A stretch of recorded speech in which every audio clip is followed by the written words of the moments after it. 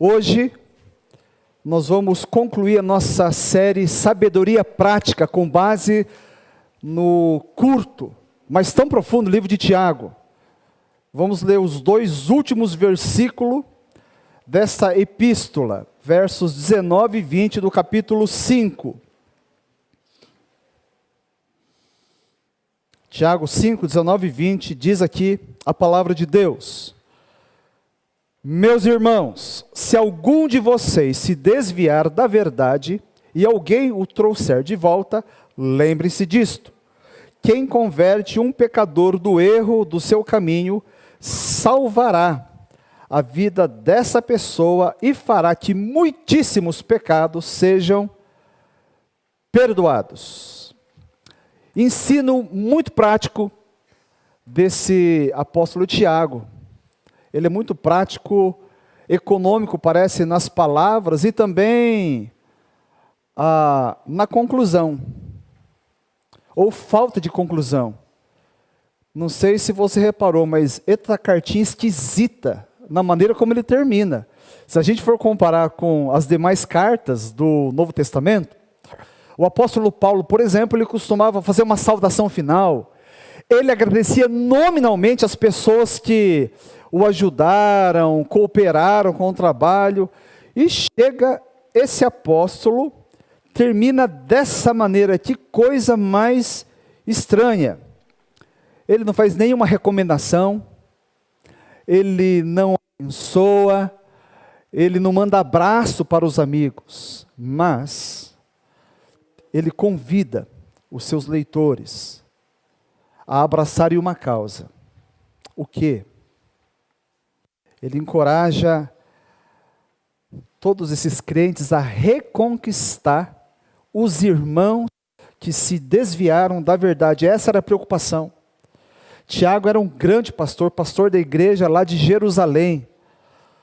E ele tinha isso. A palavra final dele é o seguinte: olha, vocês vão para o céu, mas não deixa ninguém pelo caminho.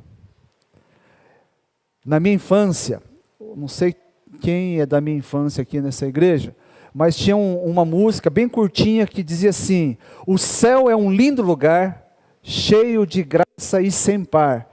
Meu Jesus vou avistar, o céu é um lindo lugar, e a Bíblia diz que é lindo mesmo. O céu é um lugar maravilhoso. Nós vamos para lá, irmãos. Mas Tiago está falando assim: vocês vão, mas não deixa ninguém pelo caminho, porque alguns vão ficando,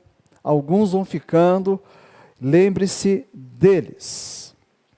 Porque a Bíblia revela assim, irmãos, que a fé salvadora, a fé que nos salva, através do qual nós abraçamos a graça de Jesus, ela é individual, é verdade, ela é pessoal, ela, de certa maneira, é intransferível,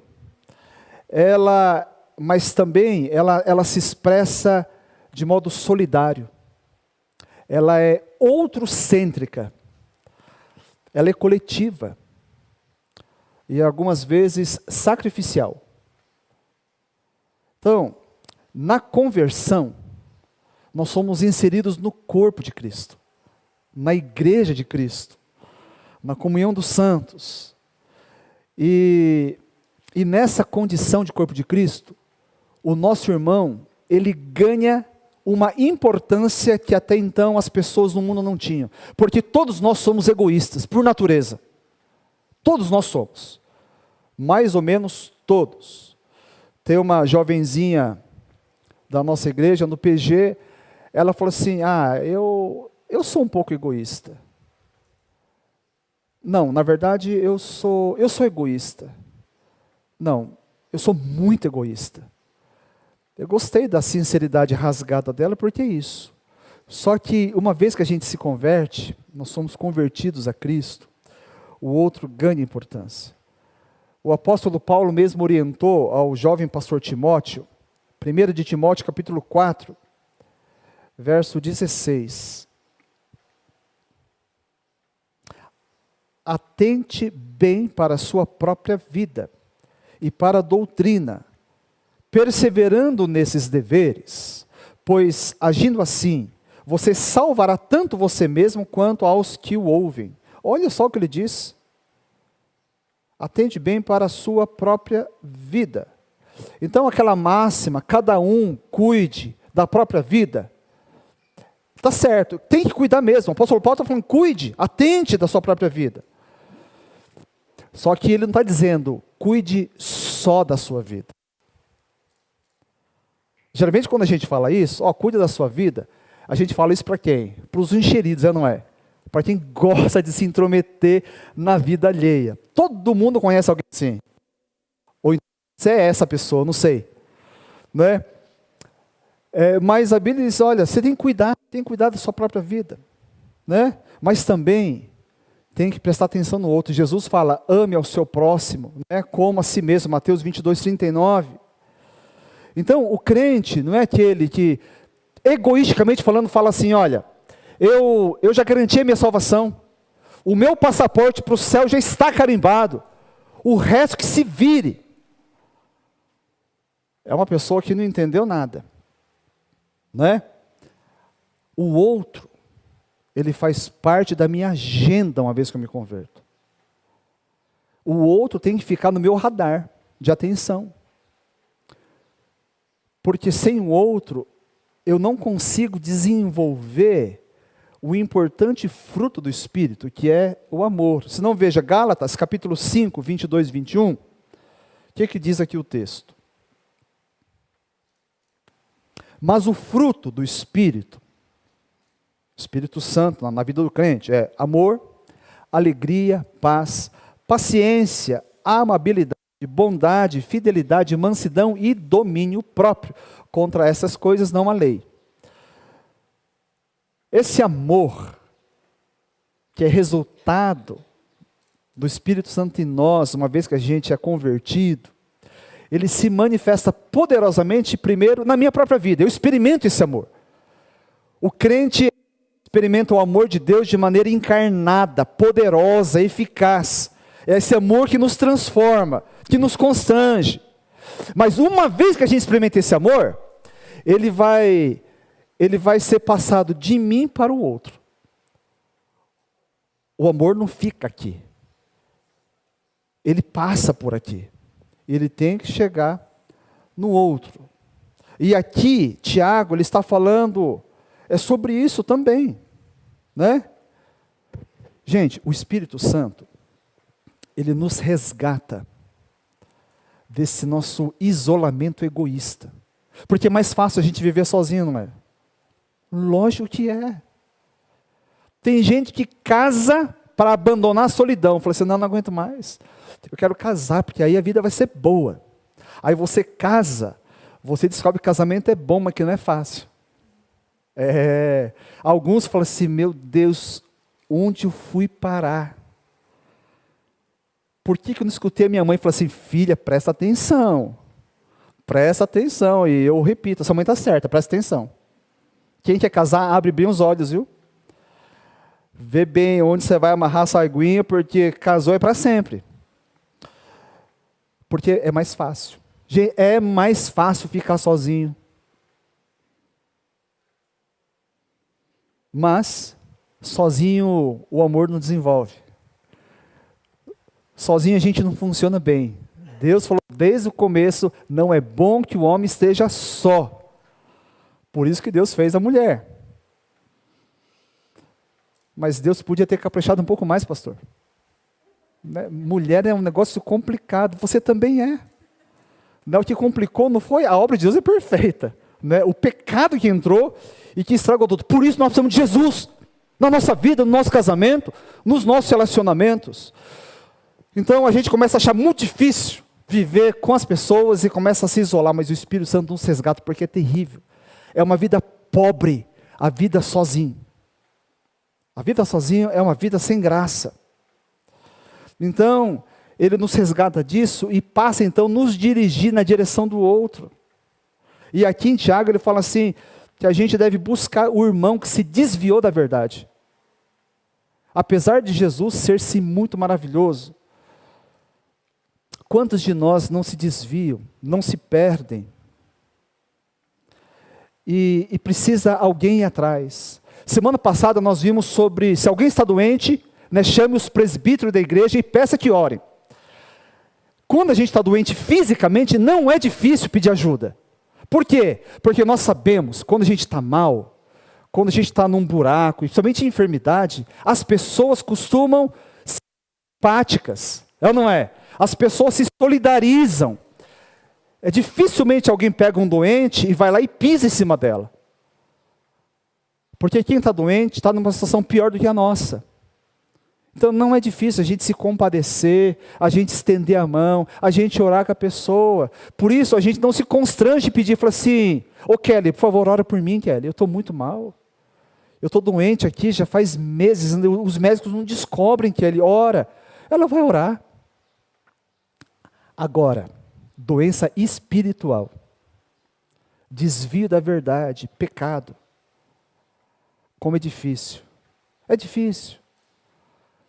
Uma porque quem está em pecado quer encontrar todo mundo menos os crentes, ou não é? Porque senão você fala, caramba, você... E se encontrar o pastor então eu desvio, eu mudo de calçada. Eu finjo que eu não vi, né, e mudo. Porque ele vai vir falar comigo. Parece que a culpa aumenta. E eu quero dizer o seguinte, às vezes a culpa aumenta, sabe por quê? Por culpa da igreja. Eu acho que a nossa igreja brasileira está muito doente. A gente vê nas redes sociais, é crente malhando crente. A gente não vê preocupação, amor. Quando um pastor cai, chega um outro pastor famoso, quando um pastor famoso cai, um outro pastor famoso vai lá e joga na rede para todo mundo ver. E tasca a lenha, e acusa, e aponta o dedo. É isso que faz, cadê o amor? A gente não vê interesse em resgatar. Fala assim, irmão, você pecou. Né? Vamos. Mas vai lá. E esse tipo de realidade que a gente vive hoje, doentia, diabólica, a gente vê. Logo, o que você pensa? Eu tá doido. Todo mundo sabe que eu pequei. Se eu voltar lá, vão me malhar. Eu quero que eles me esqueçam. É muito difícil. Uma vez, uma jovem do meu primeiro ministério em Cuiabá estava vivendo uma situação muito complicada e eu falei assim, olha, eu vou ter que disciplinar vocês. Né? Essa situação já passou dos limites há muito tempo. Ela falou assim, pastor, mas como é que vai ser? Eu falei assim, olha, o seu namorado, ele é da diretoria. Eu não posso tratar no anonimato. Como é que eu vou disciplinar, tirando ele da diretoria, sem ninguém saber o quê? Você não, mas ele eu vou ter que falar, mas pastor, se a diretoria souber dele, vai saber de mim. Eu falei, sim, infelizmente sim. Eu falei, então eu vou sair da igreja. Porque a igreja só trata bem os certinhos. Não é verdade, mas era a conclusão dela, não sei por que ela chegou, foi logo no início do ministério. E de fato ela saiu, infelizmente ela saiu. O que eu pensei? É culpa nossa, da igreja, como um todo. A gente não tem sabido amar.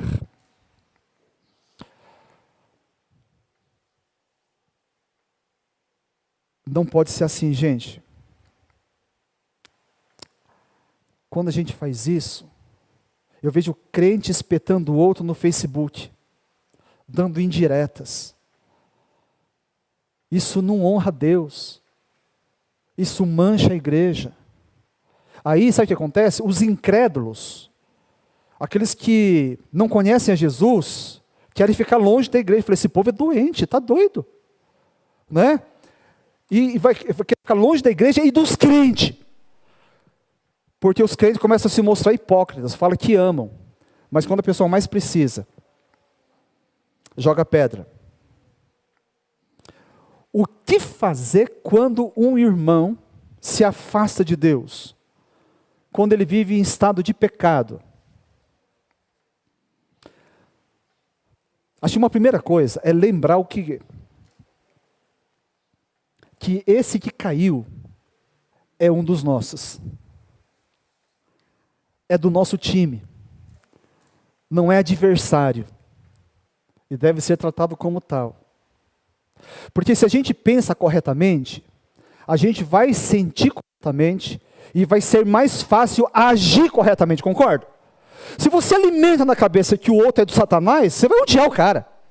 É lógico, né? Em vez de você orar pela restauração dele, fala assim, Deus, faz cair um raio na cabeça dele. Que ele é servo do diabo. Servo do diabo nada, é irmão nosso. E quando a gente começa a pensar e a enxergar da maneira correta, é fácil a gente agir bem. Porque filho é filho. Não importa o que ele faça. Os pais vão amar sempre, pelo menos deveriam. É só você sair hoje, domingo, é dia de visita, nos presídios. Passe pelas estradas, sabe esses presídios de beira de estrada? Antes do horário de visita, você vai ver uma multidão de parentes ali esperando para visitar. O camarada que roubou, que matou, que estuprou, mas continua sendo filho, continua sendo amado. Se é assim lá, deve ser muito mais aqui. Em nome de Jesus, que as pessoas possam entender, falando, não, aqui eu sou amado. Quando eu estou certinho e quando não estou certinho. Como é fácil falar e apontar o dedo para as pessoas, não é? Vamos falar a verdade? Quem aqui nunca fez isso? Não levante a mão que você vai passar vergonha, porque todo mundo sabe que você é um mentiroso. A gente já fez. Às vezes até errado a gente faz. Porque quando a gente aponta o dedo dos outros, né, o erro dos outros, parece que suaviza um pouco o nosso. Fala assim, não, tá certo, eu roubei 10 reais. Eu roubei. Né? Mas o Anderson roubou 20.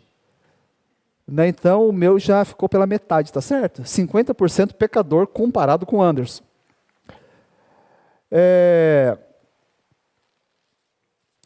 Mas é difícil arrumar um crente que ame e vai atrás daquele que está fora. Inventa 1000 desculpas. É muito fácil você falar mal, mas para você resgatar e ir atrás, a gente inventa um monte de desculpas. Sabe, gente, eu trabalho com casamento e restauração de casamento há quase 25 anos. Há mais de 20 anos, eu criei uma figura para abençoar, principalmente os jovens casais, no início da jornada de casamento. Que figura é essa? Padrinho especial. Padrinho todo mundo sabe, né? As pessoas escolhem padrinho por muitos motivos. Escolhe padrinho porque minha mãe fala, se eu não chamar esse pastor, ela vai dar ruim. Essa minha tia é muito chata. Aí você chama porque ela é chata. Eu vou chamar essa porque eu gosto muito dessa. Não, eu vou chamar essa aqui porque, não, essa aqui é de Deus. Essa é uma pessoa assim que, se eu chamar, acho que ela vai orar por mim, vai interceder. Vou chamar essa aqui, eu já ouvi. Os meus pais uma vez ouviram da própria pessoa que convidou eles. Olha só, a pessoa é aquela super sincera, é meio sem noção. Não, eu chamei alguns por causa do presente. Né? Vai dar um presente bom. A gente não fala isso, mas a gente faz, não é? Presente bom. Então se inventa, tem um monte, não tem problema.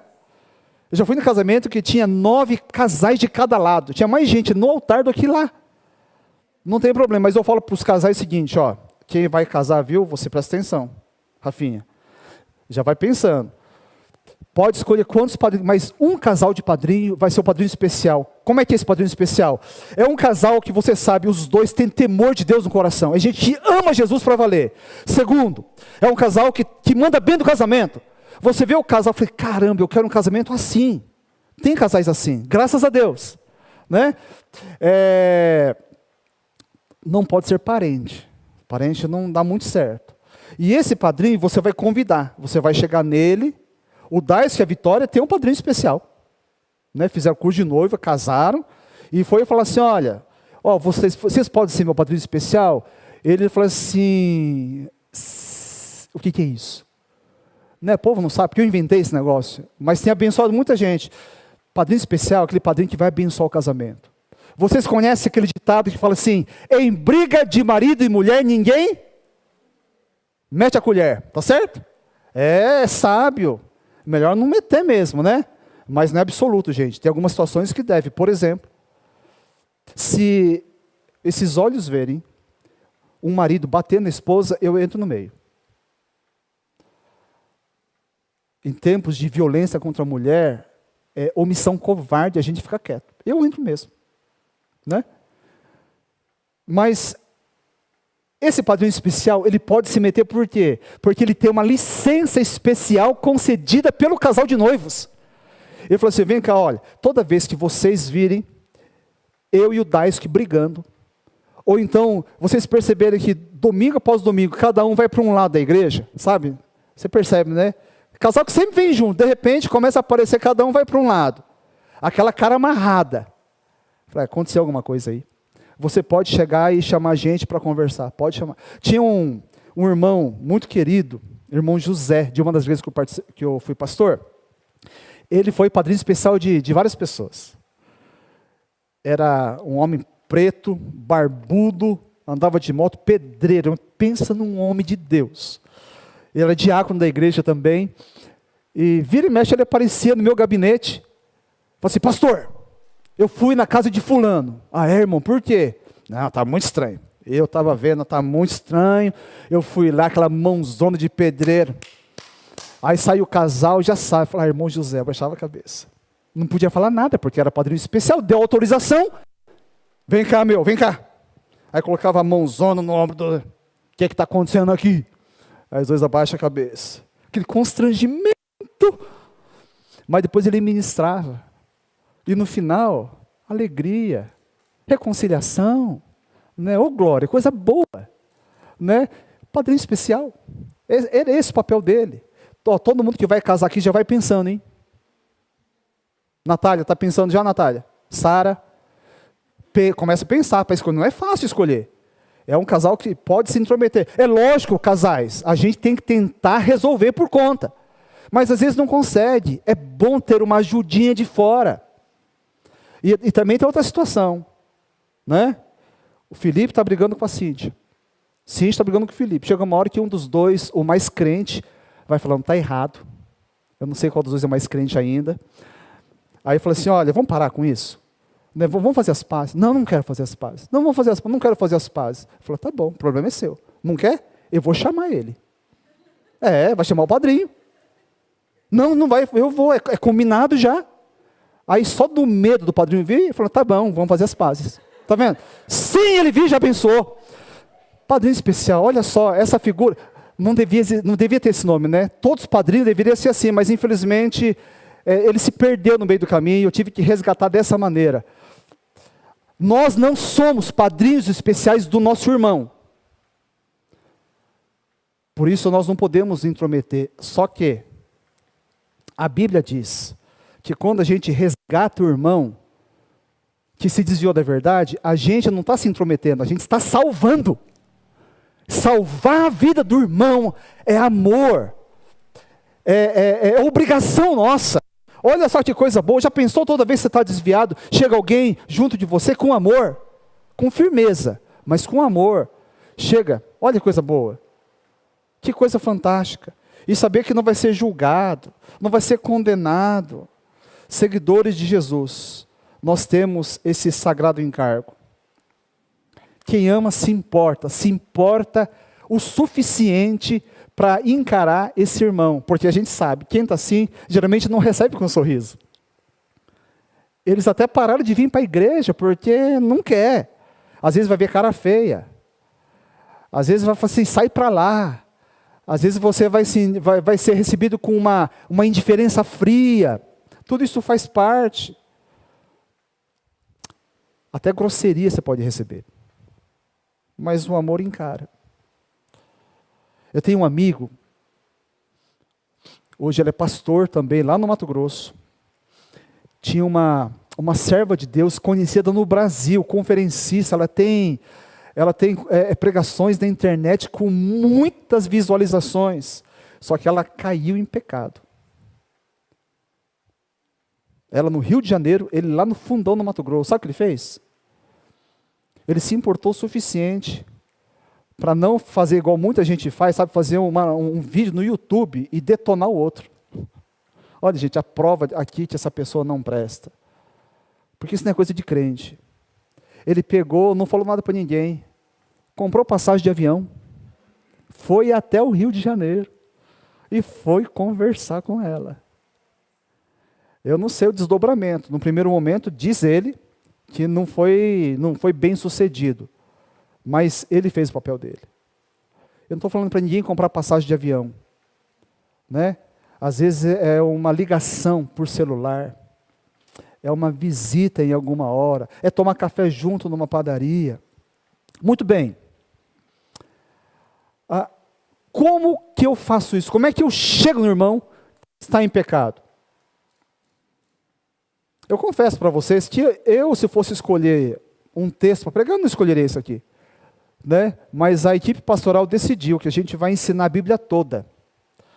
Pegamos o livro de Tiago do versículo 1, vamos até o final, porque a palavra de Deus, e se está na palavra de Deus, tem importância para nós, e a igreja vai ser edificada através disso. Não é o tipo de pregação que as pessoas vão gostar e compartilhar, mas a igreja vai ser edificada no nome de Jesus. Como que eu devo proceder? O próprio Senhor Jesus Cristo nos ensina, e presta atenção, igreja. Mateus, capítulo 18, versículos 15 a 17. Mateus 18, 15 a 17, também chamado de lei de Cristo.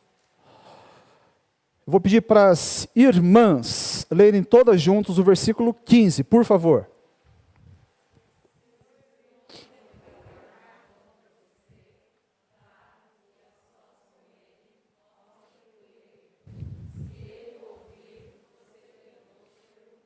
Opa, então se o irmão pecar, você está sabendo, você viu, vá a sós. Não está falando para publicar, para dar indireta no Facebook, no Instagram. Vá e a sós com ele. É sozinho, sem ninguém. Ah, eu posso falar para minha esposa? É a sós. Posso falar para minha a sós. Eu vou falar para vocês, é que como a gente está só 2 anos e não teve muita oportunidade de encontro, mas nas outras igrejas já aconteceu. É comum todo crente chegar e falar assim, pastor, deixa eu falar uma coisa. Sabia que fulano, quando começa a falar, sabia que fulano, já sei que vai vir fofoca aí. Aí eu falei assim, espera um pouco. Pecou. Né? Pecou. Ok. Você foi falar com fulano? Não. Então não fala para mim. Porque a Bíblia diz que é para ir a sós com ele, né, para levar para Deus, e não para trazer fofoca para o ouvido do pastor, porque o ouvido do pastor não é lixo. Porque fofoca é lixo. Fofoca é comunicação do inferno, eu não aceito. E você também não deve aceitar. A gente tem que ter tolerância zero com fofoca nessa igreja, amém? Vem falar de alguém, você impede, não aceite. Você vai estar abençoando essa pessoa, ela vai aprender a largar a mão de ser fofoqueira. Toda igreja parece que tem, né? Só muda a placa. Mas a gente pode abençoar esse irmão. Né? Ele pode até continuar fofoqueiro, mas não vai conseguir aqui dentro.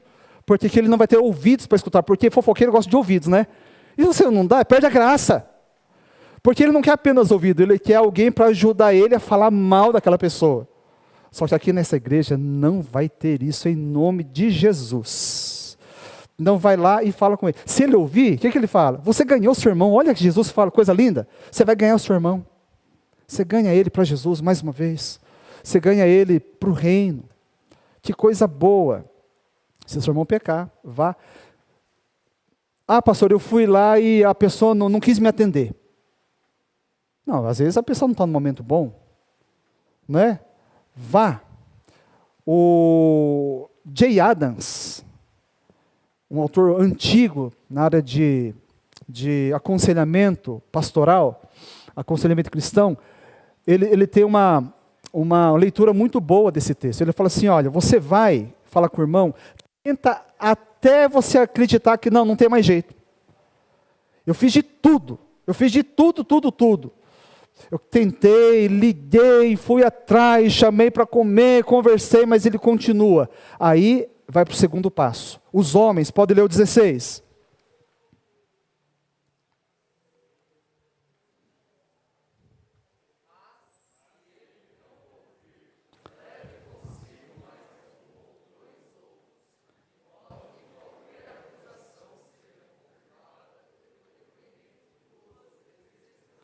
Muito bem. Então, se ele não ouvir, tem gente que não ouve mesmo.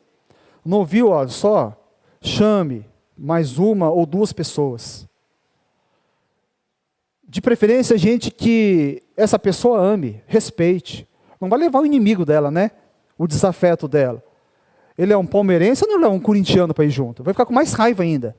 Leva alguém que ele respeita, sabe, que tenha mais chances de persuadi-lo. Quer ver um exemplo disso que a gente vê lá fora? Polícia. A polícia está alguém lá, um refém. Vai ao negociador da polícia e fala assim, fulano, larga esse refém. Né? E começa a negociar e o fulano não vai.